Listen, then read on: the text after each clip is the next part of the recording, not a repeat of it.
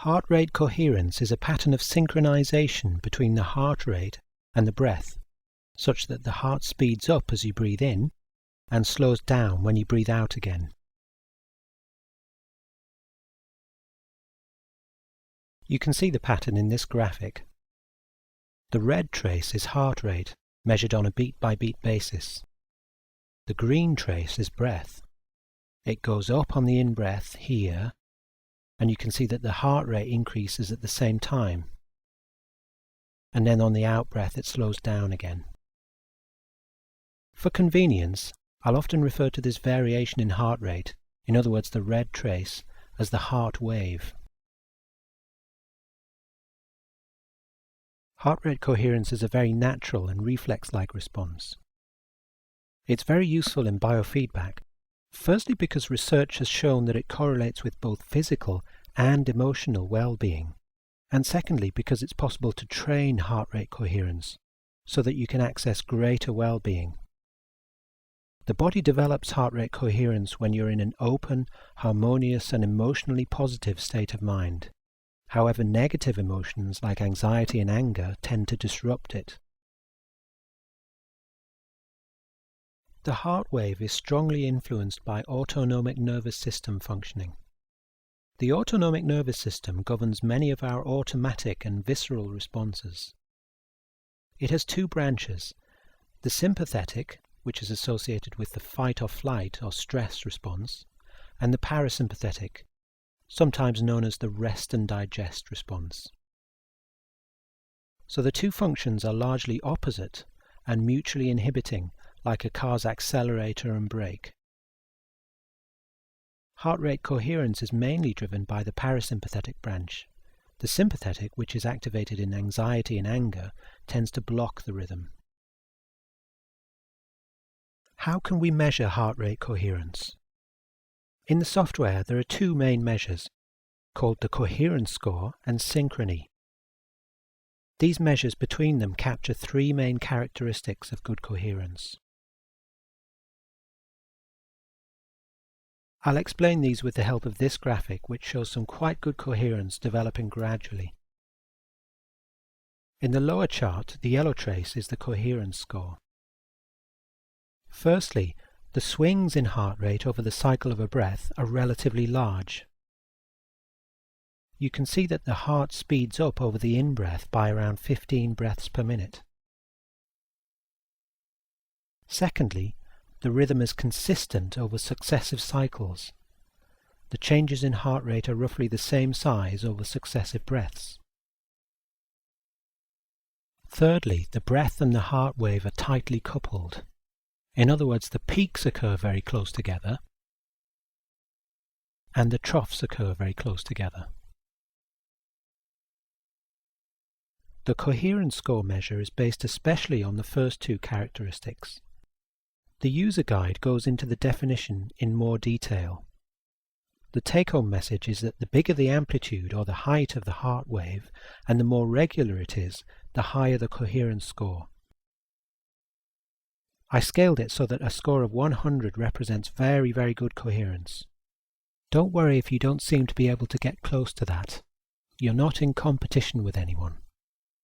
In biofeedback, the principle is always work from where you are. Don't get caught up in ideas of where you should be. Heart rate coherence is only visible when you look at the variation over several breaths. For this reason, the coherence score takes some time to calculate, and it's rather slow to change. In this graphic, you can see how the coherence score, the yellow trace in the lower chart, builds up gradually here in response to this phase of coherence.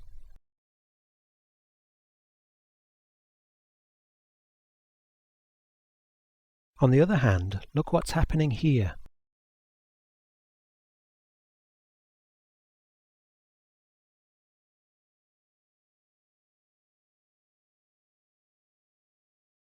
The breath has suddenly quickened, and the synchronization has been lost.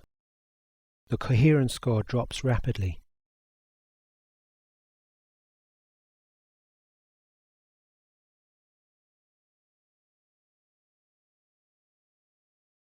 Synchrony is a measure of how tightly the heart wave and the breath are coupled. The definition is simply the time difference measured in seconds between the peak of the breath and the peak of the heart wave.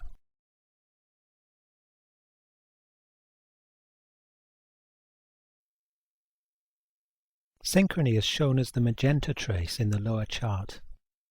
It's calculated once per breath and is either positive or negative. The bold line here is 0. It's positive when the breath peaks before the heart wave, and negative when the heart wave peaks first. You can see that in this period, the breath is consistently leading the heart wave, whereas here, they're more together. The closer the trace is to the central 0 line, the more closely coupled are the heart wave and the breath. Another way of assessing heart rate coherence is via a method called spectral analysis.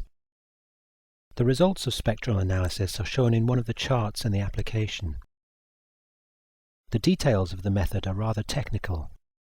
The main point is that when you're in good coherence, you see a single sharply defined peak in the green area of the chart like this, as compared to this, which is what you see when there is little or no coherence. So how do you access heart rate coherence? What do you actually do to encourage its growth? The first point to make is that, as I've already said, heart rate coherence is a reflex-like response. You can't make it happen by strength of will. Instead, it's a matter of creating the right conditions, allowing it to flow, or entrusting the body's intelligence. What are the conditions in which heart rate coherence will grow? There are two areas to consider. Firstly, slow diaphragmatic breathing, or abdominal breathing, and secondly, positive emotion. I've said that in heart rate coherence, the heart wave becomes synchronized with the breath. It's a kind of resonance, in the sense that the effect appears to be maximized at around 6 breaths per minute. This is quite a slow rate of breathing. The average is at least twice as fast. In this graphic, you can see that the breath is slower here compared to here, and the coherence is stronger. So it helps to allow the breath to slow down, and also to allow it to come from deep down in the belly. Fully let go of all your muscles on the out-breath, so that the breath goes all the way out. Don't be tempted to over-breathe. Keep the breaths relatively gentle. The second important area is positive emotion. I mentioned earlier that negative emotions like anxiety and frustration tend to block the rhythm. Positive emotions like appreciation, love, and kindness have the opposite effect. They augment the rhythm. How do you generate positive emotions at times when you don't immediately feel it? Again, you can't force them, but you can use your imagination. Think about people in your life for whom you have positive regard. Bring to mind times in the past when you did feel strong emotions. If you were to feel like that again, what would your body feel like? Another method is to focus on what seems relatively positive within this present moment. For instance, your hands might feel soft and relaxed, or you might be enjoying the fact that it's quiet, or just the thought that you don't have anything to do. In every moment we always have that choice, either focus on what's wrong or on good feelings. Look for a positive, optimistic and hopeful sense of the future. Find what works for you. The process is never mechanical. The challenge is to keep it alive and fresh.